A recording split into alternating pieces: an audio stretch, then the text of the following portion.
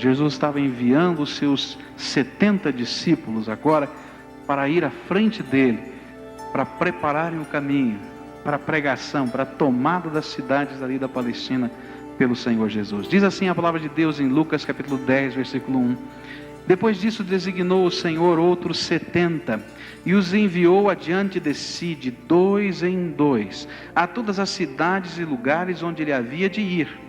E dizia-lhes: na verdade a seara é grande, mas os trabalhadores são poucos. Rogai, pois, ao Senhor da seara que mande trabalhadores para a sua seara.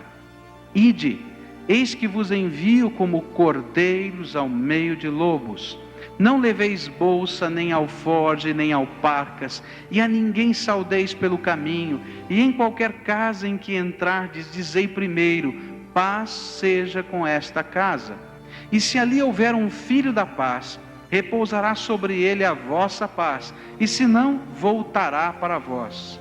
Ficai nesta casa, comendo e bebendo do que eles tiverem, pois digno é o trabalhador do seu salário. Não andeis de casa em casa. Também em qualquer cidade em que entrardes e vos receberem, comei do que puserem diante de vós. Curai os enfermos que nela houver, e dizei-lhes: é chegado a vós o reino de Deus. Mas em qualquer cidade em que entrardes e vos não receberem, saindo pelas ruas, dizei: até o pó da vossa cidade, que se nos apegou aos pés, sacudimos contra vós. Contudo, sabei isto, que o reino de Deus é chegado. Digo-vos que naquele dia haverá menos rigor para Sodoma do que para aquela cidade. Ai de ti, Corazim, ai de ti, Betsaida, porque se em Tiro e em Sidom se tivessem operado os milagres que em vós se operaram, há muito, sentadas em cilício e cinza, elas se teriam arrependido. Contudo, para Tiro e Sidom haverá menos rigor no juízo do que para vós. E tu, Cafarnaum, porventura serás elevado até o céu? Até o Hades descerás. Quem vos ouve, a mim me ouve, e quem vos rejeita, a mim me rejeita, e quem a mim me rejeita, rejeita aquele que me enviou. Voltaram depois os 70 com alegria, dizendo: Senhor, em teu nome até os demônios se nos submetem. E respondeu-lhes ele: eu via Satanás como raio a cair do céu. E eis que vos dei autoridade para pisar serpentes e escorpiões, e sobre todo o poder do inimigo, e nada vos fará dano algum. Contudo, não vos alegreis, porque se vos submetem os espíritos. Alegrai-vos antes por estarem os vossos nomes escritos nos céus. Naquela mesma hora exultou Jesus no Espírito Santo e disse: graças te dou, ó Pai, Senhor do céu e da terra, porque ocultastes estas coisas aos sábios e entendidos, e as revelastes aos pequeninos. Sim, ó Pai, porque assim foi do teu agrado. Todas as coisas me foram entregues por meu Pai, e ninguém conhece quem é o Filho, senão o Pai, e nem quem é o Pai, senão o Filho, e aquele a quem o Filho quiser revelar. E voltando-se para os discípulos, disse-lhes em particular: bem-aventurados os olhos que veem o que vós vedes, pois vos digo que muitos profetas e reis desejaram ver o que vós vedes e não o viram, ouvir o que ouvis e não o ouviram. Esse texto, então, já temos estudado desde amanhã. Deus tem colocado um sonho, um sentimento, uma visão de Deus no coração desta igreja. Que esses 2 próximos anos, esse e o ano que vem, serão os anos especiais de semeadura e colheita. E começamos então a perguntar na palavra de Deus quais são as coisas práticas que podemos fazer para alcançar esse objetivo, semear e colher. E Jesus mesmo vai nos ensinando aqui nesse texto quais são estas coisas práticas. A primeira coisa que aprendemos hoje de manhã é que Jesus quer que oremos. Não foi isso? Oremos. Uma oração que tem alguns aspectos diferentes, que nós comecemos reconhecendo que a seara é muito grande, que não dá para uma pessoa só fazer essa obra, não dá para uma igreja só fazer essa obra, mas que essa é uma coisa maior do que nós. Segunda coisa que nós precisamos reconhecer nesta oração é que os trabalhadores são poucos, não é verdade? E são mesmo. A terceira coisa que precisamos reconhecer nessa oração é que essa seara tem um dono, tem um Senhor. E esse Senhor é o Deus Todo-Poderoso. E então, quando eu reconheço essas coisas, eu peço a esse dono, esse Senhor Todo-Poderoso, que arranque, levante os trabalhadores e empurre para dentro da sua seara. E nós concordamos hoje de manhã em orar assim, não foi? Deus começa aqui nesta igreja a arrancar, não foi isso que concordamos? A arrancar e lançar para dentro da seara os teus trabalhadores. E que o Senhor assim faça. Concordamos assim e estamos orando assim. Depois vimos também que a segunda estratégia do Senhor Jesus tem a ver com a vida desses trabalhadores, com algumas qualidades especiais desses trabalhadores. Ele diz que ele estava mandando esses trabalhadores na qualidade de ovelhas no meio do quê? De lobos, ovelhas entre lobos. E eu fiquei hoje à tarde pensando, naquilo que eu comentei aqui com os irmãos, ovelha entre lobo, mas como é que é essa estratégia divina? E de repente eu comecei a pensar, mas é claro, tem que ser assim mesmo, porque essas ovelhas têm um pastor, e esse pastor é Jesus, não é assim mesmo? E é a vara e o cajado do Senhor que nos consolam, mesmo que tenha uma alcateia, um montão de lobos. Eu estou lá com o Senhor Jesus e vou entrando, porque é Ele que conduz o seu rebanho. Ele quer que nós sejamos assim, ovelhas no meio de lobos. E que a nossa qualidade espiritual seja não de sábio e entendido, mas de pequenino, que depende da graça de Deus. É isso que nós estudamos hoje de manhã. E agora, o que mais esse texto vai colocar diante de nós? Queremos tomar Curitiba para Jesus, queremos ganhar o mundo para Jesus, queremos salvar o Brasil para Jesus. Nós estamos orando por missões, esse é o nosso mês aqui na igreja de missões, começa agora. Nós vamos levantar a nossa oferta missionária, nós queremos interceder pelos missionários, mas o que Deus tem a mais para nós? E então eu quero falar sobre alguns sentimentos que Deus quer colocar no nosso coração, nós que estamos orando pela obra missionária, a começar pela nossa vida, nós que queremos ter características, o caráter de Jesus, aquela beleza de Jesus na nossa vida, que impacta o mundo, precisamos ter alguns sentimentos dentro da nossa vida. Versículo 4 vai falar sobre o primeiro desses sentimentos, diz assim: não leveis bolsa, nem alforje, nem alparcas, e a ninguém saudeis pelo caminho. Primeiro sentimento é um sentimento de liberdade. Se nós queremos fazer essa obra, precisamos ter dentro de nós um sentimento de liberdade. Há alguma coisa bonitinha aqui, muito especial nas palavras que foram usadas. Essa palavra bolsa que ele está falando, era a bolsinha que ficava no cinto e guardava dinheiro. Outra coisa que ele fala, esse alforje, era o lugar onde se guardava comida para a viagem. Você lembra que naquele tempo não tinha esse conforto todo? As pessoas iam caminhando, e às vezes paravam e dormiam ao relento, e eles precisavam ter um lugar especial para levar comida, fazer o lanche.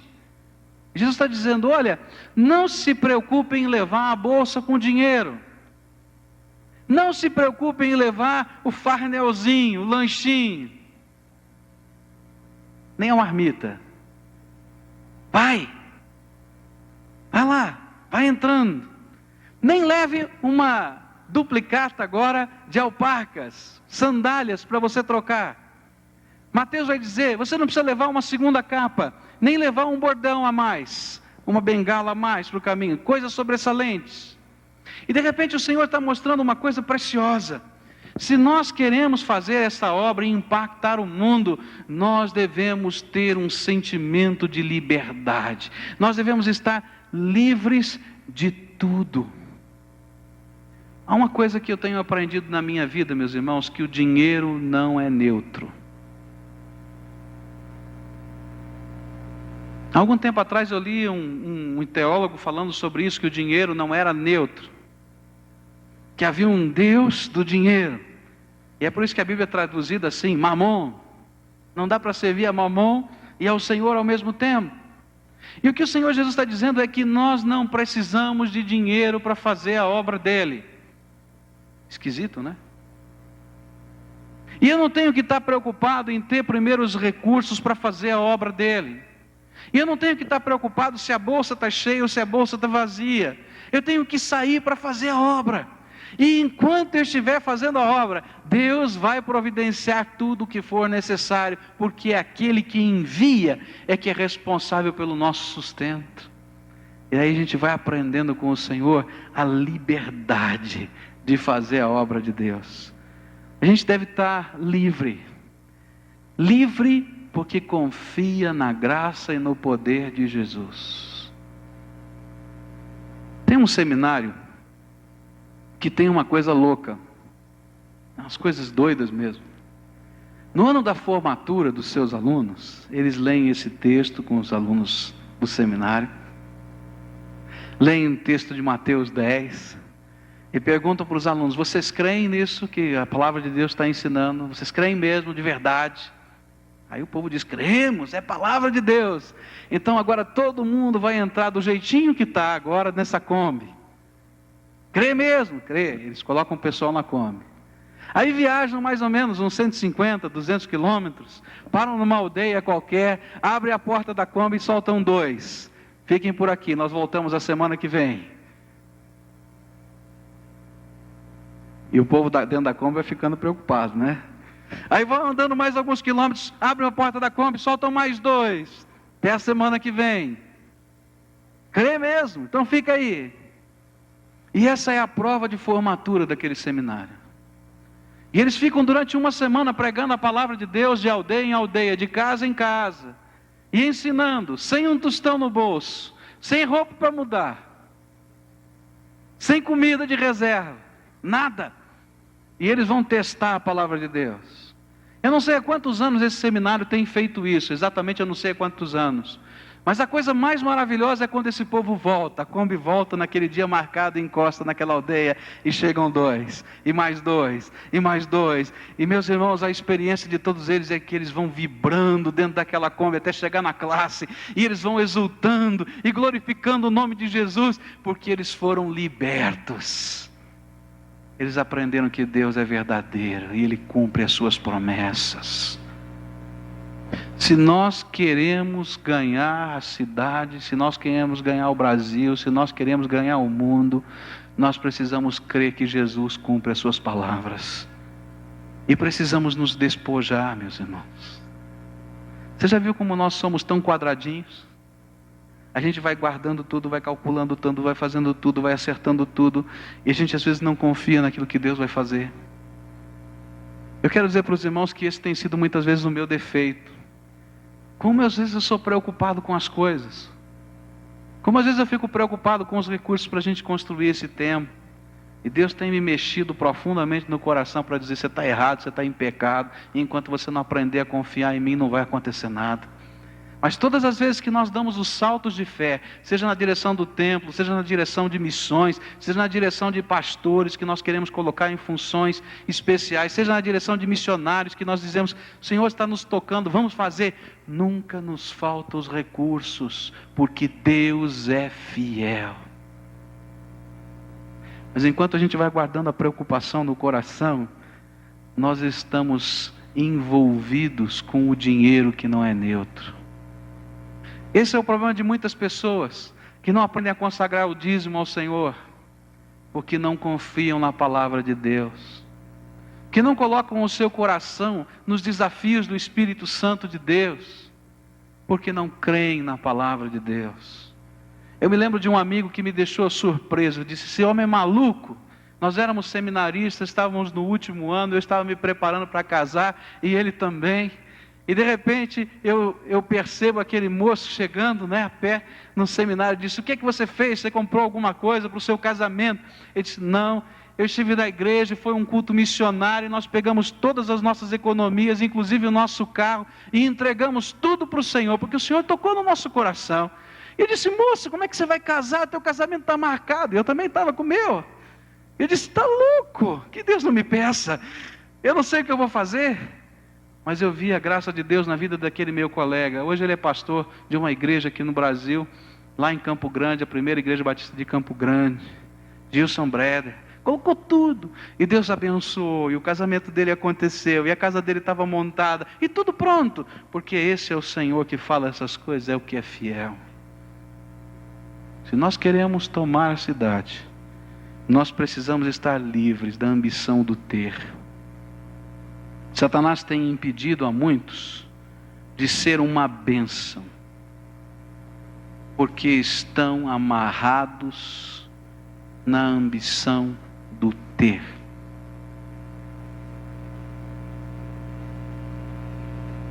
Eu disse uma coisa para minha esposa outro dia, que é verdade.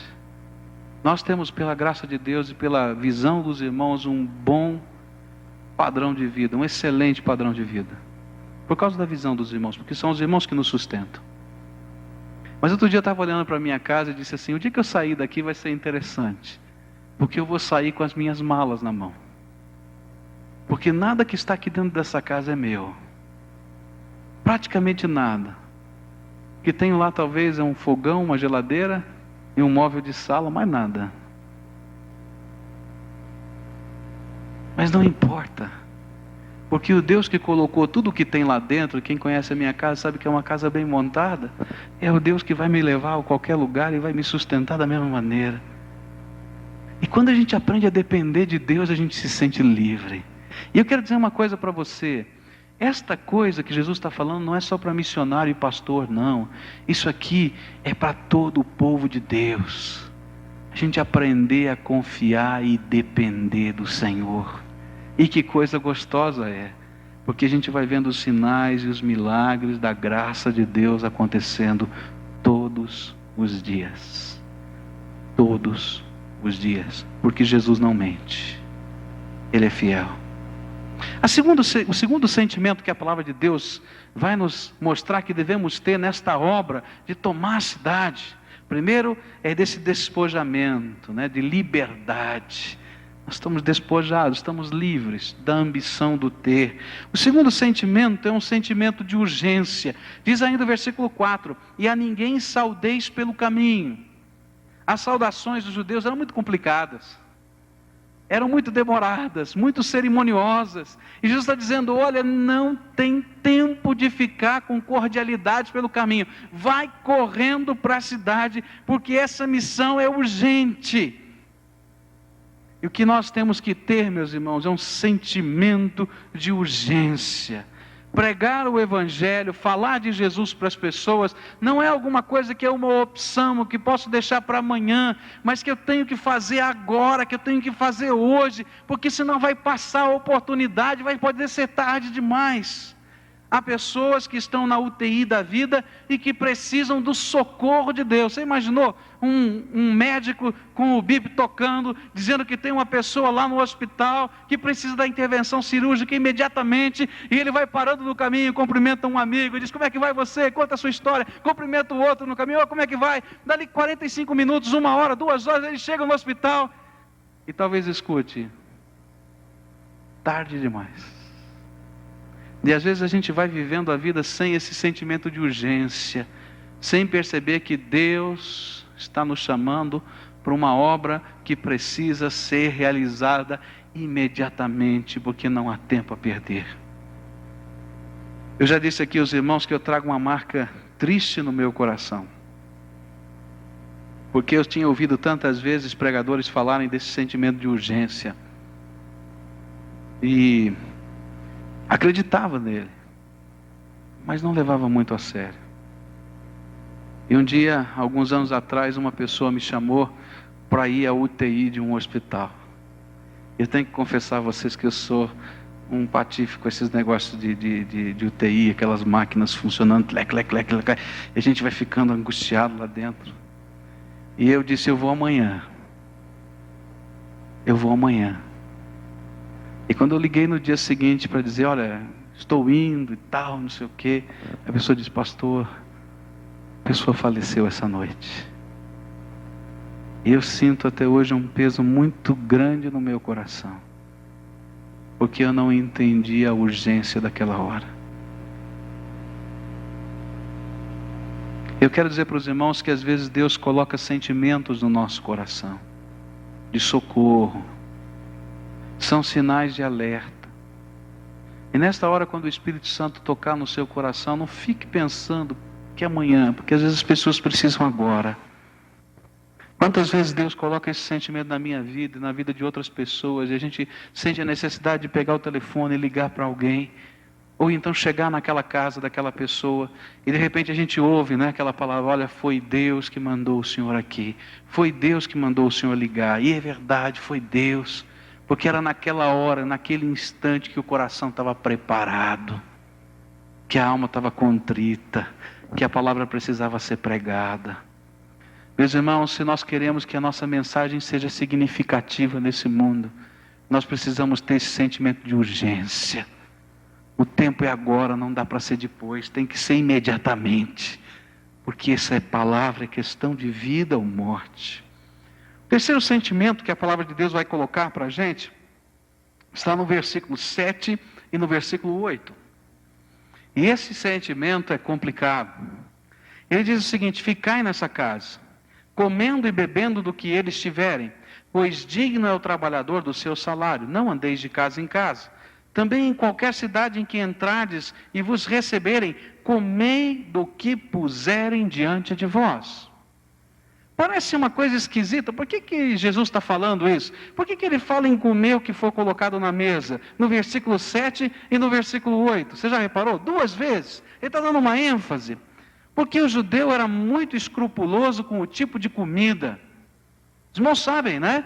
Comida pura, comida impura. E de repente, quem sabe, as pessoas que fossem hospedar esses 70 não fossem judeus e colocassem uma comida que aos olhos dos judeus fosse impura.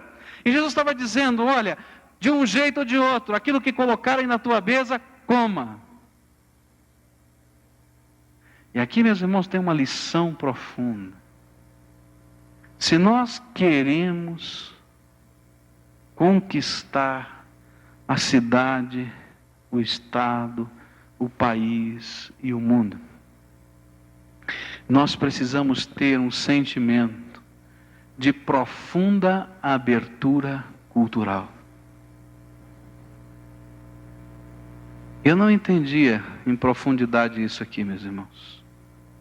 Com toda franqueza, eu não entendia. O que significa isso? Eu comecei a entender quando eu fui para a Índia. Aí cheguei na Índia, meu primeiro dia, né?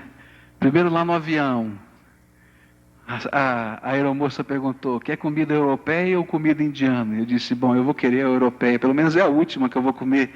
Ela disse, ela notou ali bonitinho. Daqui a pouco ela volta e diz, acabou a comida europeia, só tem indiana. Eu disse, então manda, né? Mandou a comida indiana. Vegetariana, apimentada. E eu fui batizado ali na comida indiana no avião. Desci do avião, daí me levaram lá para a hospedaria onde eu ia ficar. E a pessoa disse, nós não sabíamos que vocês iam chegar agora. Não preparamos comida adequada para vocês. E falei, não sei o que é que vem agora. E aí mandaram a gente comer. Eu olhei a comida assim, chupei uma laranja. E fiquei só com a laranja. Aí de repente fomos jantar e veio um caldo vermelho, apimentado como eu nunca vi na minha vida.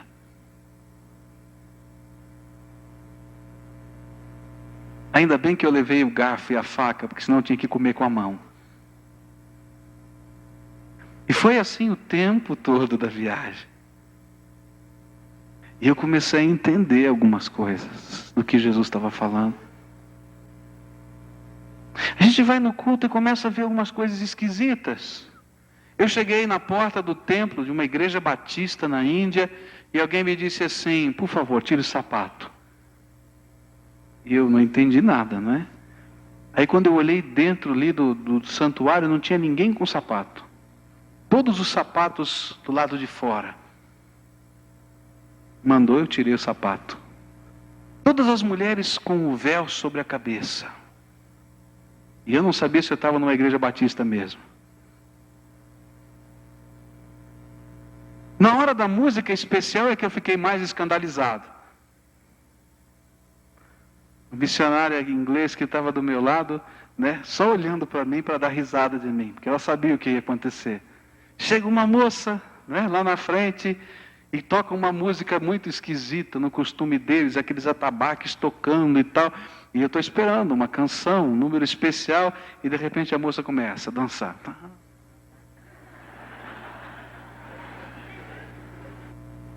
Eu disse: será que eu estou numa igreja batista mesmo?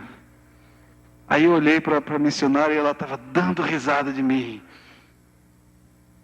Aí eu comecei a entender o que Jesus está falando aqui. Sabe o que quer dizer isso aqui?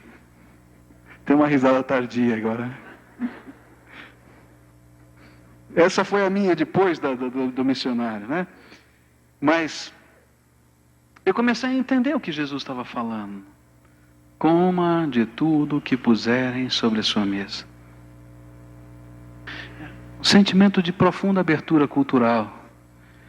Quando a gente vai falar de Jesus para as pessoas, meus irmãos, nós temos que falar a linguagem deles. A gente tem que entrar na vida deles. O gosto da cidade tem que passar pela nossa boca. O cheiro da cidade tem que ser nosso cheiro. A comida da cidade tem que ser a nossa comida. Deus quer que a gente entre lá dentro para resgatar aquelas pessoas. Eu me lembrei de Hudson Taylor, quando Deus começou a tocar no coração. Ele já estava há algum tempo na China e ninguém se convertia. Ele chegava no meio da rua, vestido como europeu, de terninho, de gravata, bonitinho, e pregava, e chinês nenhum ouvia. E um dia Deus tocou no coração dele e diz assim: muda a tua roupa, muda o penteado do teu cabelo, rapa as tuas sobrancelhas, faz as tranças que o judeu faz, que o chinês faz. E ele gostava de uma moça que era missionária também. Vai dizer: ih, Senhor, mas a moça não vai olhar nunca mais para mim, não tem jeito. Mas Deus foi tocando no coração dele. E ele mudou as roupas, botou a roupa de chinês, fez as trancinhas no cabelo de chinês, tirou a sobrancelha, e foi no meio da rua e começou a pregar, e o chinês começou a chegar perto. E ele foi falando de Jesus. Sabe o que o Senhor Jesus está nos ensinando? Que nós precisamos entrar dentro da cultura, precisamos falar a linguagem do povo, nós precisamos nos aproximar do povo, e nós precisamos usar os costumes deste povo como veículos da nossa mensagem. Nós temos que redimir pessoas, mas redimir também a cultura das pessoas. E muitas vezes, meus irmãos, nós temos perdido muito porque não conseguimos entrar dentro do nosso próprio país. Há uma igreja no Rio de Janeiro que está fazendo uma coisa muito louca, mas Deus está abençoando e muitas pessoas estão se convertendo. Eles estão roubando o dia de Cosme e Damião lá no Rio de Janeiro. Aquele dia, você sabe, vai distribuindo docinho e balinha para as crianças, não sei. Eles também estão fazendo, vão lá distribuir docinho e balinha, mas fazem um grande ajuntamento. E uma criança prega sobre Jesus e conta o seu testemunho. E depois um adulto prega. E eles fazem ali o apelo. E muita gente tem se convertido no dia de Cosme e Damião, porque eles pegaram aspectos da cultura e entraram com ela para salvar pessoas. Há coisas que eu ainda acho esquisita, muito esquisita. Você já percebeu como a gente se sente esquisito com determinados ritmos? Mas eu quero dizer para você que os ritmos não são santos ou deixam de ser santos. As pessoas é que podem ser santas ou não. Porque não é a cultura santa ou não santa, mas são pessoas. Se você ouvisse o ritmo dos indianos, você vai dizer, eu estou ouvindo um Hare Krishna agora. E aquele é o louvor deles, e que alegria. Não são os ritmos que são santos, são as pessoas. E se nós queremos entrar, nós temos que falar a linguagem das pessoas. Nós temos que entrar dentro do mundo delas e ser luz lá dentro do mundo delas. E resgatar essas pessoas para o Senhor Jesus. E resgatar os seus costumes. Meus irmãos, tem um grupo em São Paulo muito bonito, eu quero um dia trazer aqui nesta igreja, talvez numa conferência missionária, chama-se GEAN, eles trabalham com meninos de rua, com meninas de rua, e eles vão trabalhando na evangelização deles, na redenção deles. E havia lá um casal nesse encontro, falando das experiências deles, dos lugares onde eles vivem, das coisas que eles fazem, e que muitas vezes eles são convidados para entrarem em mocós, que você não pode imaginar, é um buraco no meio do chão, e lá no fundo, eles estão vivendo. Eles contaram que entraram num desses buracos e havia 11 cadáveres ali. E crianças estavam vivendo junto com aqueles cadáveres. Não dá para imaginar isso, eu não conseguia. Mas é cadáver de verdade, é verdade. E ninguém sabe, está lá. Coisas super esquisitas. E ele disse, olha, nós precisamos entrar lá dentro. E muitos deles estão morrendo, e morrendo de AIDS. E a gente às vezes entra dentro daquele mocó, e aquela pessoa agonizando, e a gente fica abraçado com aquela pessoa até morrer. A gente sai cheio de piolho, a gente sai cheio de pulga. A gente tem que usar um linguajar que às vezes não é o nosso, mas que eles entendam, que é o deles. E a pessoa começou a falar o linguajar, não entendi uma palavra.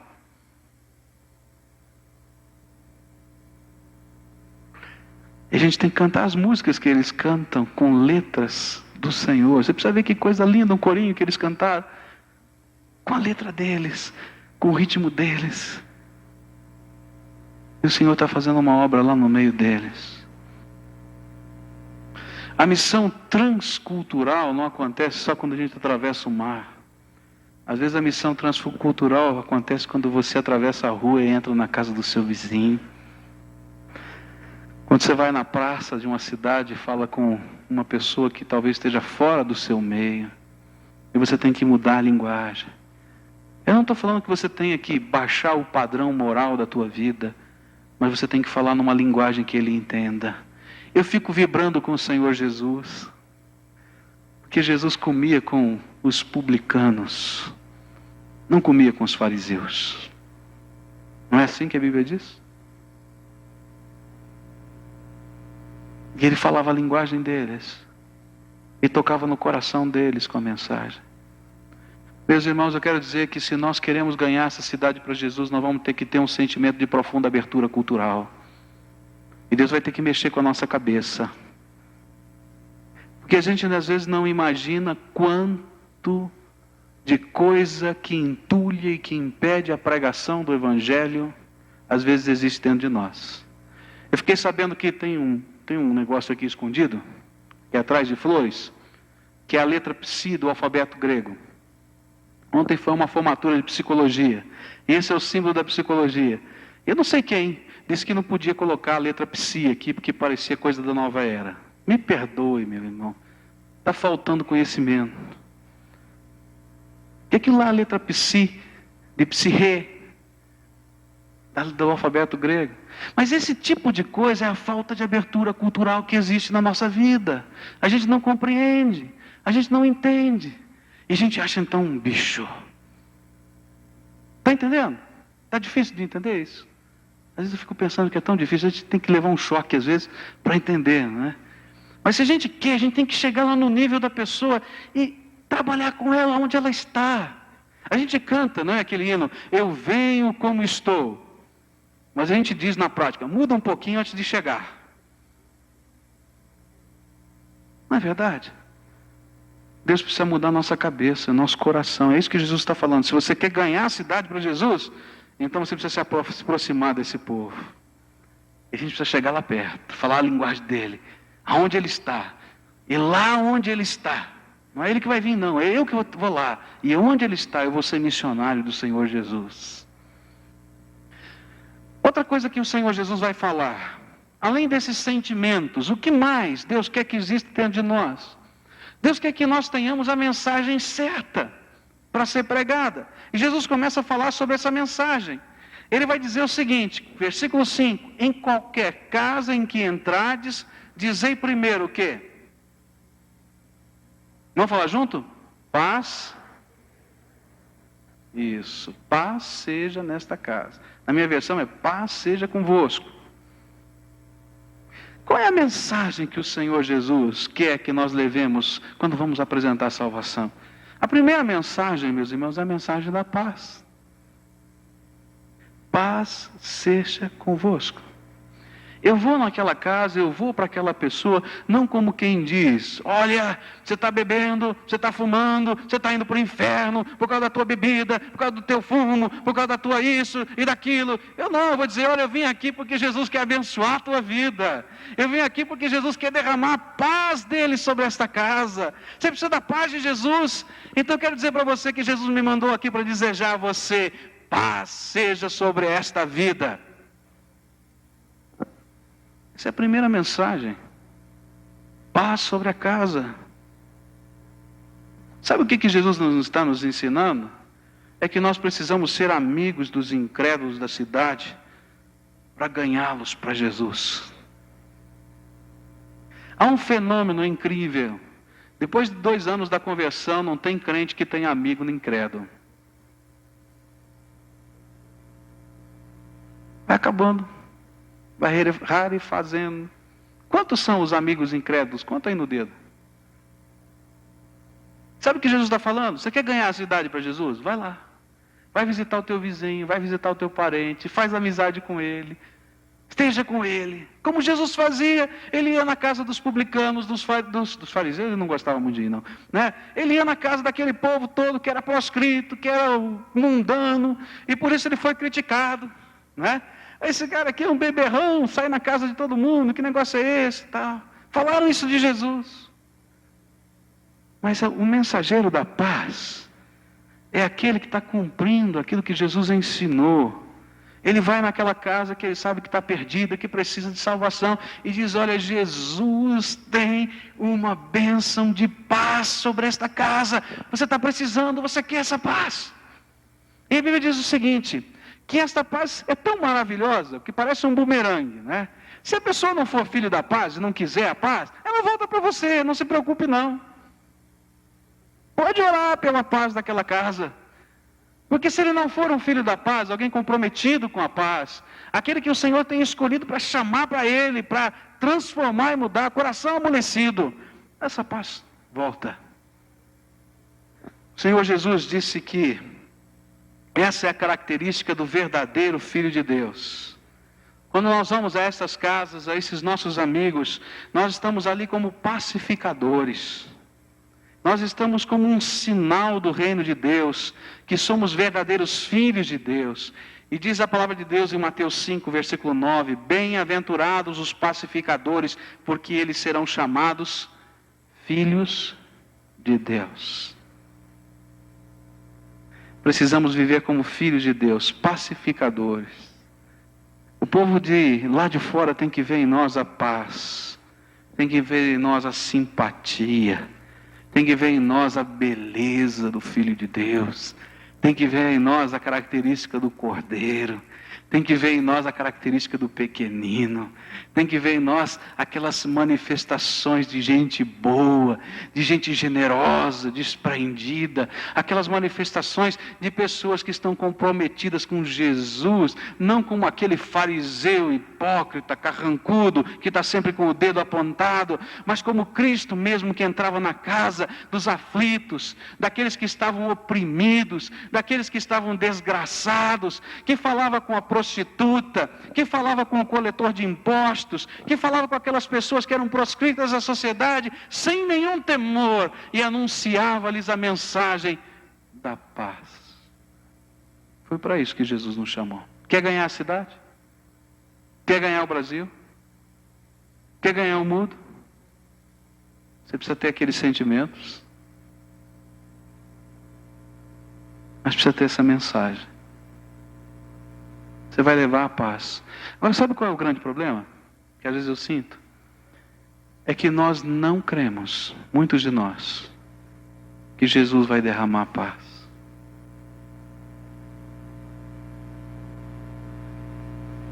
Às vezes nós cremos muito mais numa reforma exterior e não numa poderosa transformação pelo Espírito Santo. Nós precisamos crer que esse Jesus está operando com poder hoje. A segunda mensagem que ele manda a gente levar, versículo 9, diz assim: curai os enfermos que nela houver, e dizei-lhes, é chegado a vós o quê? O reino de Deus. E agora então você vai levar a mensagem do reino. A primeira mensagem é a mensagem da paz. A segunda mensagem é a mensagem do reino. Sabe qual é a mensagem do reino? É que Jesus está vivo. Que o Filho de Deus está presente no meio do seu povo. Que o Espírito de Deus está operando salvação, convencimento, transformação. Que esse Deus vivo ouve e responde com poder às orações do seu povo. Essa é uma mensagem, meus irmãos, de poder. A mensagem do reino é uma mensagem de poder. Nós vamos e anunciamos que Deus quer derramar paz sobre algumas vidas, mas também anunciamos que esse Deus que derrama paz é aquele que transforma, é aquele que liberta, é aquele que cura, é aquele que mexe nas circunstâncias da vida, é aquele que está atuando com poder hoje, que ele não se escondeu no céu, mas que ele está vivo no meio do seu povo, passeando no meio dele e agindo no meio do seu povo. E é por isso que Jesus mandou os 70 na frente dele e disse: olha, vocês vão entrando na cidade, e se houver algum enfermo que apareça, impõe as suas mãos e ore, clame, e eu vou manifestar o meu poder, e vai haver cura. Ele vai dizendo: olha, e quando estas coisas, respostas da oração, estiverem acontecendo, vocês digam ao povo, sabe por que está acontecendo? Não é porque essa mão aqui é poderosa, não, porque isso aqui de carne e osso não funciona, mas é porque o reino de Deus chegou à terra, Jesus Cristo está aqui. As pessoas começam a sentir que alguma coisa extraordinária está acontecendo, e começam a ser abaladas. Agora eu queria fazer uma pergunta para você. Você crê na mensagem do reino? Você crê que Jesus continua operando no mesmo poder, no mesmo amor, na mesma graça?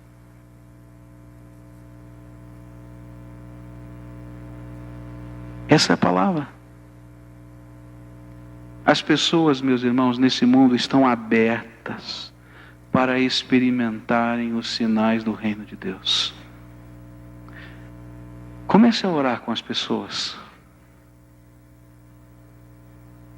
Nós cometemos um grande erro, meus irmãos, porque nós queremos convencer as pessoas a mudarem de religião.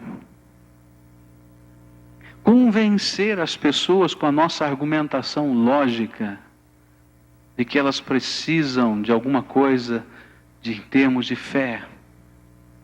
Mas o que a Bíblia nos ensina é que nós anunciamos a paz de Jesus sobre uma casa. E depois nós, junto com aquela casa, oramos. E Deus manifesta a sua presença. Essa foi a experiência ali no Banestado, logo nas primeiras reuniões. As pessoas não eram convidadas para outra coisa a não ser para orarem. Havia um momento de oração. E as pessoas vinham, e as pessoas colocavam lá os seus pedidos de oração. E o povo de Deus orava, só isso. Desse jeitinho, como a gente ora todo dia aqui. Senhor, olha aqui, fulano, beltrano, mengano. Mas sabe o que era maravilhoso? É como Deus responde às orações. E na medida em que as respostas vinham, aquelas pessoas ficavam alvoroçadas. Olha, eu quero dizer que aconteceu com a minha mãe. Olha, eu quero dizer que aconteceu com fulano. Sabe aquele pedido de oração? Deus está agindo. E quando eu falo de Jesus, quando você fala de Jesus, nós anunciamos a paz do Senhor. E falamos que o reino dele chegou, que ele pode ouvir o clamor, que ele pode ouvir a necessidade, que ele pode dobrar-se diante do Senhor, e Deus há de ouvir, e vai responder. Algum tipo de resposta vai vir. Eu não estou querendo dizer aqui aos irmãos que toda doença vai ser curada, porque não é isso que a Bíblia vai dizer. Algumas pessoas vão morrer, e se existe morte ainda vai existir doença. Mas eu vou dizer que Deus vai manifestar a sua presença de alguma maneira. E essa é a mensagem do reino. O reino de Deus chegou. Há uma coisa até para falar sobre isso, né? Quero dizer para os irmãos que o sinal mais radical deste reino não é quando um doente se cura, mas é quando os servos do reino ficam com o doente até o fim.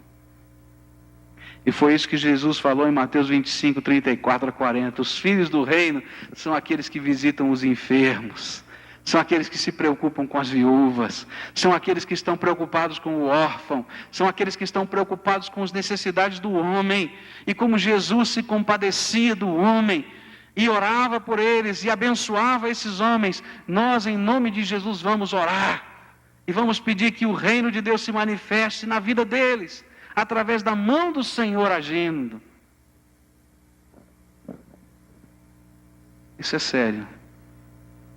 Eu me lembro de uma senhora, ela teve uma conversão muito radical, uma família muito tradicional, italiana, de todos os lados. E os seus filhos e o seu marido, ninguém cria. Mas é uma mulher de fé, uma mulher piedosa. E uma coisa Deus começou a fazer naquela casa. Toda aquela casa chegava para ela e dizia: mamãe, ore por mim. O marido dizia: mulher, ore por mim. Porque os sinais do reino aconteciam dentro daquela casa. Uma mulher muito simples, mas que dobrava os seus joelhos e orava. E cria que Deus podia estender a sua mão e abençoar. A terceira mensagem que o Senhor nos ensina a pregar, e essa é dura, é a mensagem do julgamento. A palavra de Deus vai nos dizer que chega uma hora quando a mensagem da paz não atingiu o coração, quando a mensagem do reino não atingiu o coração, que é hora de orar, ou melhor, de falar a mensagem do julgamento. É isso que vai dizer o nosso texto. Versículo 10 e versículo 11 diz assim: mas em qualquer cidade em que entrardes e vos não receberem, saindo pelas ruas dizei: até o pó da vossa cidade, que se nos apegou aos pés, sacudimos contra vós. Contudo sabei isto, que o reino de Deus é chegado. Há um momento quando nós vamos expressar uma mensagem de juízo inapelável. A cidade vai ser julgada. Deus já fez isso no passado com outras pessoas em outros lugares. Os sinais desta mensagem foram um testemunho inapelável diante de vocês. E vocês mesmo assim não querem esta palavra e esta mensagem. Então eu quero dizer para vocês que vai haver um outro tipo de colheita. A colheita para o juízo de Deus. Todo mundo vai participar da colheita. De um jeito ou de outro. Todo mundo vai ser ceifado dessa terra. De um jeito ou de outro. Alguns para a glória de Deus, porque ouviram a mensagem da paz, entenderam a mensagem do reino e aceitaram. Outros vão ser ceifados, porque não creram. E o juízo vai estar sobre estes corações. O que eu quero dizer, numa linguagem muito simples, é que todos nós vamos prestar contas a Deus um dia. E nós vamos prestar contas daquilo que ouvimos, daquilo que vimos, daquilo que sentimos, daquilo que a palavra de Deus fez no nosso coração, daquilo que recebemos e aceitamos, e daquilo que rejeitamos e negamos. Não tem jeito. Essa é a palavra do Senhor. Mas eu quero dizer uma última coisa para nós encerrarmos aqui nessa noite. O que acontece quando a palavra de Deus está sendo pregada? O que acontece quando nós estamos vivendo essas características do reino de Deus? O que acontece visivelmente na cidade, no país, no lugar em que nós vivemos? E essa aqui é uma coisa muito séria, meus irmãos. Olha só o que a palavra de Deus vai nos dizer a partir do versículo 17. Voltaram depois dos 70, com alegria, dizendo: Senhor, em teu nome até os demônios se nos submetem. E respondeu-lhes ele: Eu via Satanás como raio cair do céu, e eis que vos dei autoridade para pisar de serpentes e escorpiões e sobre todo o poder do inimigo, e nada vos fará dano algum. Contudo, não vos alegreis, porque se vos submetem os espíritos, mas alegrai-vos antes por estarem os vossos nomes escritos nos céus. O que acontece? E agora aqui é uma coisa muito séria. O que acontece é que quando estamos pregando a palavra de Deus, demônios se submetem. Meus irmãos, quando nós estamos pregando a palavra de Deus, nós estamos saqueando o inferno. Você pode entender isso? Está havendo um saque do inferno? A gente está invadindo o inferno. É isso mesmo. E libertando os oprimidos do diabo. E quando nós estamos pregando a palavra de Deus, os demônios se submetem. Há um confronto espiritual declarado, que pode ser visível, onde nós vamos perceber ações demoníacas de hostilidade, mas que essas ações serão derrotadas pela simplicidade da ovelha, pela pequenez daquele servo de Deus que confia no seu pastor e usa aquela funda, e a graça de Deus vai fazer com que os demônios se submetam à autoridade do Cristo que nos salva, e pessoas serão libertas de verdade. Às vezes a gente pensa que esses negócios é apenas para filme de terror, mas eu quero dizer que existe muita gente comprometida com o diabo, muita gente servindo o diabo, de muitas maneiras diferentes. Existem muitos cultos brasileiros que são demoníacos. Alguns são horripilantes e aparecem na televisão, gente sacrificando crianças. Essa semana passada falaram na televisão de pais que sacrificaram o filho. Coisa horrível. Quem vocês acham que está por trás disso? Mas eu não quero falar só dos horripilantes que aparecem aí, degradados, degenerados, esses lobos. Mas eu quero falar às vezes de pessoas que estão comprometidas, oprimidas, angustiadas, e quando nós levamos a palavra da salvação, os demônios se submetem, e essas pessoas são libertas. É isso que diz o versículo 17. Visivelmente nós vamos perceber na sociedade que as encarnações de forças espirituais começam a ser submetidas. E lobos viram cordeiros. E de repente a gente vai percebendo as fortalezas do diabo sendo desbaratadas. E pessoas que pareciam monstros da sociedade se convertendo.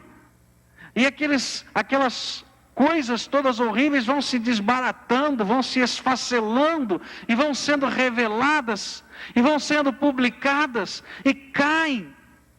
Porque a palavra de Deus está sendo pregada. Eu quero dizer para os irmãos que tudo aquilo que está acontecendo no Rio de Janeiro, com esse negócio todo dos bicheiros, e essa podridão toda que está sendo apresentada, eu não tenho dúvida, meus irmãos, que é um efeito visível daquilo que está também acontecendo na cidade do Rio de Janeiro, com o crescimento da pregação do Evangelho naquela cidade.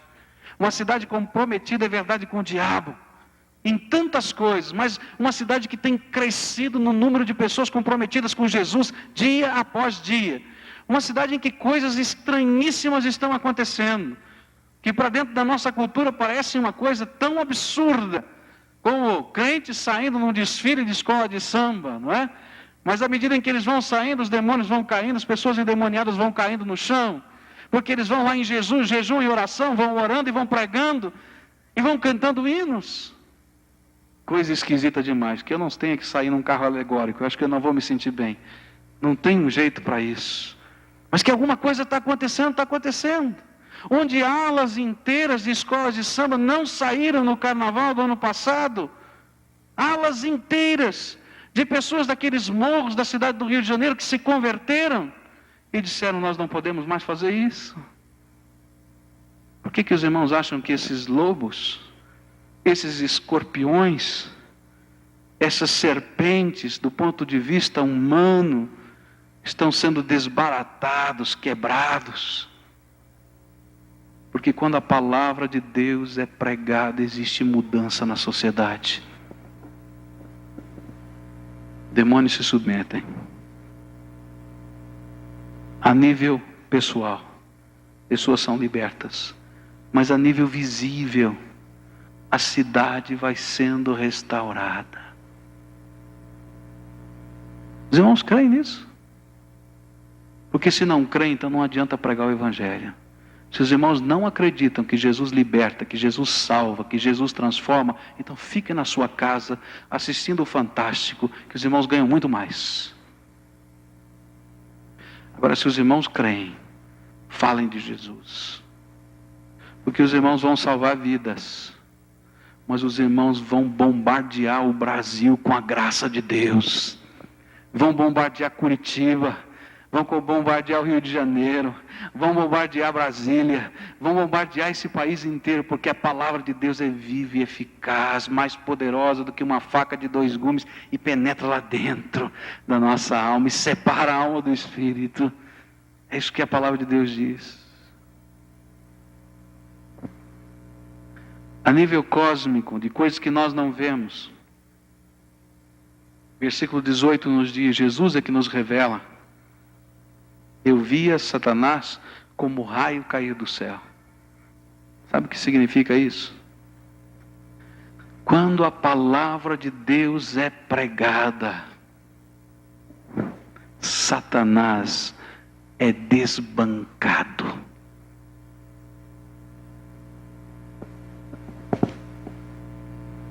Satanás cai do seu trono.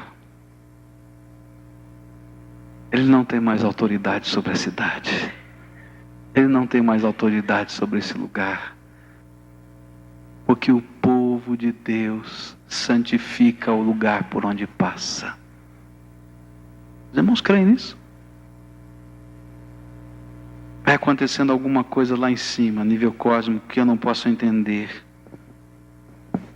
Agora eu quero dizer uma coisa para os irmãos: isso daqui que eu estou falando não nos deve transformar em neuróticos. Aquelas pessoas que estão vendo demônio em tudo.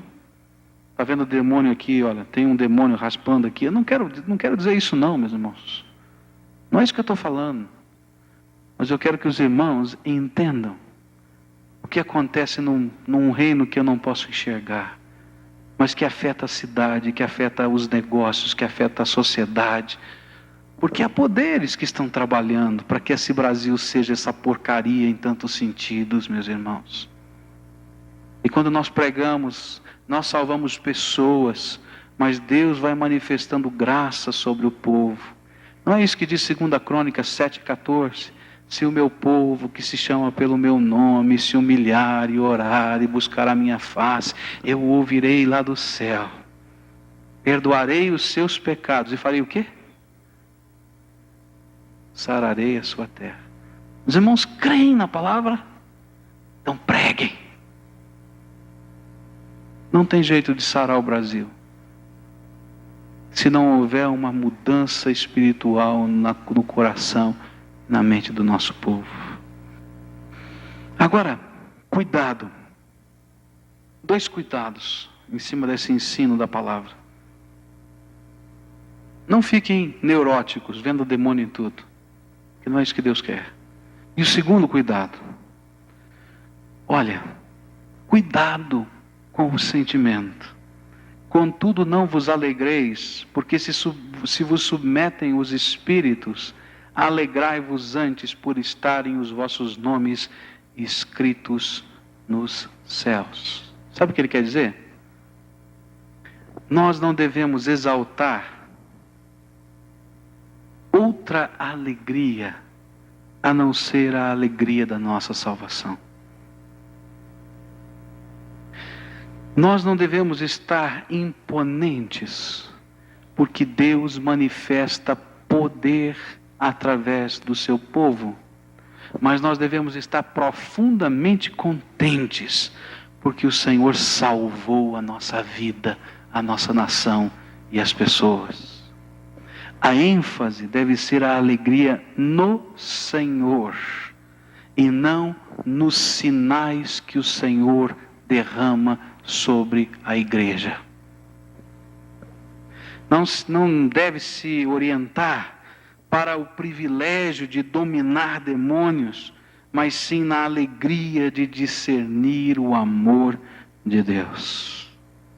É isso que a palavra de Deus quer falar. Eu não tenho dúvida, meus irmãos, de que existem pessoas possessas. Eu não tenho dúvida que Jesus liberta. Eu não tenho dúvida de que quem liberta é o Senhor Jesus. E não tenho dúvida que Ele usa pessoas simples, como eu e você, para exercermos a autoridade em nome de Jesus. Mas a alegria deve estar na salvação bendita que o Senhor Jesus nos deu. Todas as outras coisas são complementos, mas o foco é o Senhor Jesus. De tudo isso, o que é que Deus tem para a tua vida? De tudo isso, o que é que o Senhor quer falar? O Senhor quer fazer um movimento de salvação nessa cidade. Os irmãos creem nisso? Creem ou não creem? Quem crê, diga amém. E o Senhor quer usar a tua vida nesse movimento. É a tua vida. Só que Ele quer colocar você debaixo do trilho, da orientação. Aquilo que Jesus fez com 70, Ele está fazendo com você. Ele está dizendo, olha, vai. Eu já levantei você. Vai. Agora, olha para o teu caráter. Vai como ovelha. Vai como pequenino. Não vai como aquele que já fez todos os treinamentos e está pronto. Você nunca vai estar pronto. Porque você precisa do poder do Espírito Santo na tua vida. Vai agora. Com um sentimento de desprendimento. O que está amarrando você de ir? Joga fora. É a bolsa? É a capa que está amarrando? É a sandália que está amarrando? O que está amarrando? Joga fora. Não interessa, Senhor, porque eu quero estar livre, quero estar despojado. É do teu jeito, da tua maneira. Vai com pressa, porque não tem tempo a perder. Vai agora, vai correndo. Não tem tempo para perder. Pode ir. Vai com a cabeça aberta. Não como quem está enxergando todos os defeitos das pessoas, porque quem vai tratar dos defeitos das pessoas é Jesus. Quem vai transformar o coração, quem vai mudar é Jesus. Então vai com a mensagem da paz. Vai com a mensagem do reino. Se for preciso, vai com a mensagem do juízo. Mas vai. E vai rápido. E você vai ver coisas incríveis acontecendo. Você vai ver lobos sendo transformados em ovelhas. Você vai ver demônios sendo submetidos ao poder do Senhor. Você vai ver monstros da sociedade sendo resgatados e transformados. Você vai ver. Porque essa é a palavra de Deus e isso está acontecendo hoje, meus irmãos. E Deus quer fazer você o agente desta palavra. Isso é para você. Lembra disso. Vamos orar a Deus. Pai querido, nós te agradecemos pela tua palavra. Ela é viva e eficaz. E nesta hora, Senhor Jesus, nós te pedimos. Abençoa o teu povo agora. Eu quero te pedir, Senhor, que aquilo que a palavra explicada não pode fazer, o Senhor faça pelo poder do Espírito Santo agora. Eu quero te pedir que o Senhor derrame sobre o teu povo um constrangimento santo. Que tu derrames, Senhor, sobre a nossa vida uma inquietação santa. Que tu derrames sobre a minha vida e a vida dos meus irmãos um desejo ardente e santo de sermos os instrumentos para que isto aconteça em Curitiba. Ouça, Deus, a nossa oração e derrama, Senhor, da tua graça sobre o teu povo. Em nome de Jesus oramos. Amém, Senhor.